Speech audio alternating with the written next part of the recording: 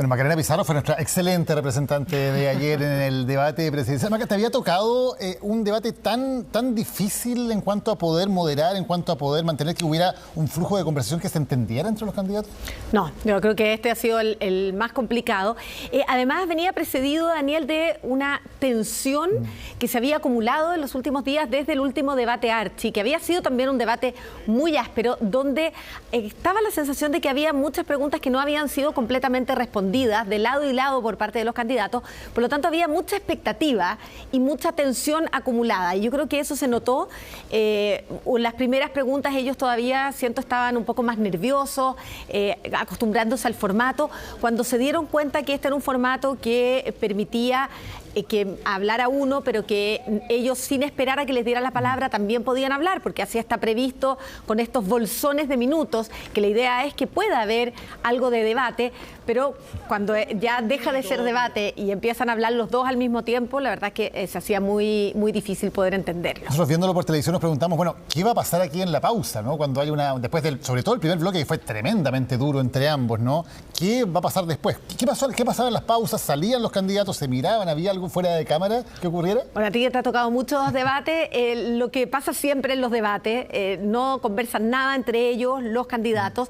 Se acercan los asesores de cada uno de los candidatos, uno o dos, incluso los asesores de vestuario. En este caso, José Antonio Kast, a diferencia de los debates anteriores, llevó su asesor personal de vestuario, Sergio Arias, el mismo que le hace los trajes al conductor del Festival de Viña, por ejemplo, fue quien le hizo el traje a José Antonio Kast, lo acompañó y se acercaba a él, junto con los asesores de contenido, se acercaba a Sergio Arias a arreglarle, qué sé yo, el traje, la corbata, y en algunos momentos incluso salían del estudio y volvían a entrar durante los comerciales. Maca, algo que estábamos viendo ahí en el apoyo, ¿no? Estaba don Francisco, por ejemplo, había también invitados internacionales, o sea, había algo de público en algo especial que se hizo en esta ocasión en Anatel. A ver, no estaba previsto que fuera con público. La gente que estaba dentro del estudio es una comisión internacional de debates que pidió ir como veedores y el único que estaba como invitado fue don Francisco. Él pidió especialmente estar dentro del estudio. Había un grupo importante de personas invitadas, tanto asesores de ambos candidatos como personas del mundo de la televisión o del mundo de la política, periodistas, comunicadores en general. Don Francisco estaba dentro de ese grupo, pero todos esos invitados estaban en una terraza, en una azotea, viendo la transmisión, participando de un cóctel, y don Francisco, invitado a ese cóctel, dijo que él quería estar dentro del estudio. Anatel, que es la asociación de canales, como deferencia y respeto hacia una persona que lleva tantos años en la televisión, le hizo un espacio dentro de esta comisión, de estos veedores de debates internacionales, y lo sentó junto con ellos. Considerando que no pudo hacer su tradicional programa de entrevistas porque uno de los candidatos, José Antonio Kast, no quiso participar. Ahora, este debate, Anatel, dejó varias frases que provocaron rectificaciones entre los propios candidatos, también de parte de los periodistas, y aclaraciones que siguieron durante la jornada de hoy. Expertos en desinformación remarcan la importancia de chequear datos, de precisar conceptos, especialmente en estas épocas de campañas electorales. 1.200.000 personas que mueren asesinadas al año. En materia de convenio, tu diputado Ojeda, que está preso. 3.000 violaciones por año. El candidato subió una foto el 2019, no era real, ¿no? Al calor del último debate presidencial, de pronto cifras erróneas e imprecisiones irrumpieron en medio del discurso de los candidatos. El primer lapsus de la noche quedó en evidencia de inmediato y obligó a la rectificación del propio José Antonio Kast. Cuando hay 1.200.000 personas que mueren asesinadas al año, no hay mérito. Se le arrancó un poquito la cifra, no dije pero eso. Más allá de dije eso, lo que 1.200 millones puedo asesinados decir por año, Janet, y esa cifra tú la conoces. Quizás comuniqué mal, es que son 1.200 personas por año.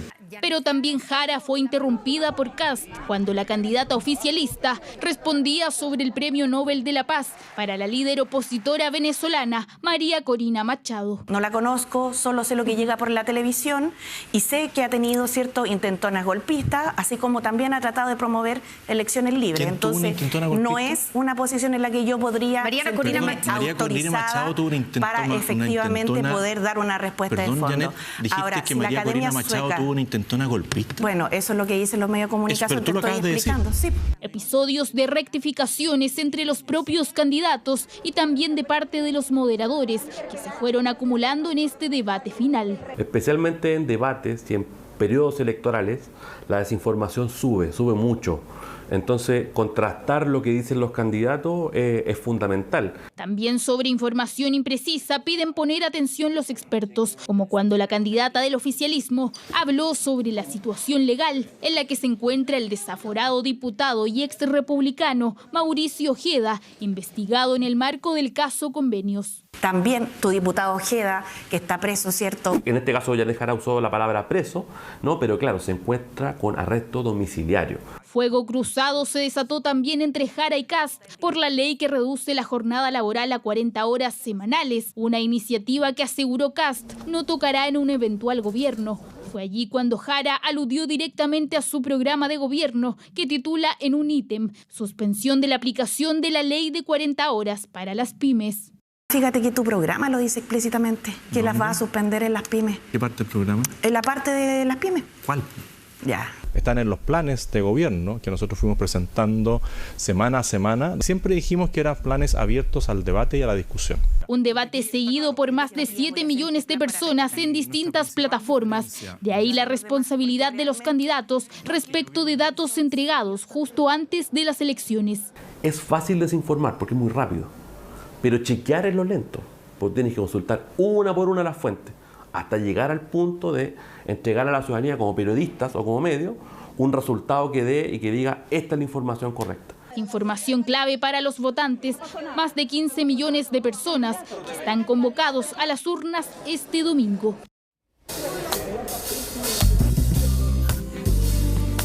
De la cordialidad apenas el saludo, porque después... Lo que pasó ahora es que más que radicalizar había un enfrentamiento directo. Claro, Janet, tranquilízate un poquito. Yo estoy calmado.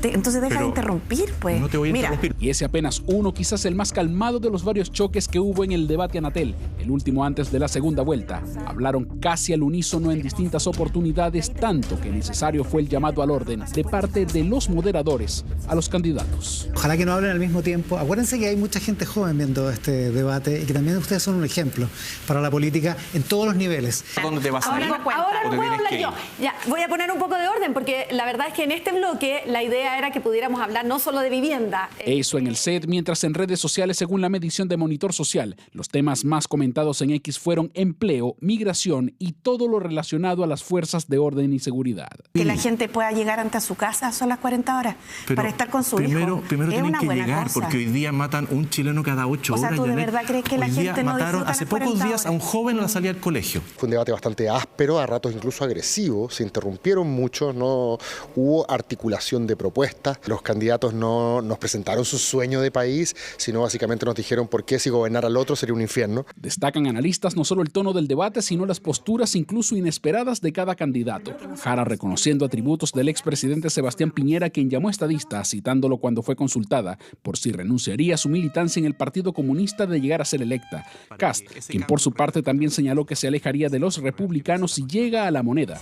Destacó el valor de los cielos chilenos cuando se debatía sobre la industria del hidrógeno verde. Creo que la presidenta de Chile debe estar por sobre los partidos políticos. Y en su caso, y me parece un buen gesto, además, como lo hicieron otros estadistas como Sebastián Piñera y Patricio Aylwin en su momento. Con cielos como los que tenemos, nos vamos a hacer famosos a nivel mundial. Y la cantidad de recursos que van a llegar a Chile, si que nosotros respetamos nuestros cielos, pueden ser muchos más. O sea, cuestiones que uno usualmente habría pensado son posiciones más de derecha, parecía que las asumió Jara, y posiciones más históricamente ligadas a la izquierda parece que las asumió Kast, lo que habla de que no hay tanta polarización ideológica o programática, sino más bien afectiva. El pic del debate se registró alrededor de las 22 horas, cuando un nuevo cruce se producía. Venezuela, su crisis política y el Premio Nobel de la Paz de María Corina Machado marcó nuevamente las diferencias entre Kast y Jara. Maduro debe abandonar el poder, coincidieron, pero en la forma discreparon. Creo que el rol del sistema internacional político a través de la diplomacia es muy relevante en este caso. Vivo tiene que dejarlo para que pague sus culpas, sus crímenes, sus delitos y que lo pague con cárcel. Una ola de comentarios tras esa intervención se instalaron en YouTube y X, marcando tendencia en esas redes, para cada una un ganador. El caso de X, alrededor del 55% de las conversaciones mencionaron a José Antonio Kast, versus un 45% de Janet Jara.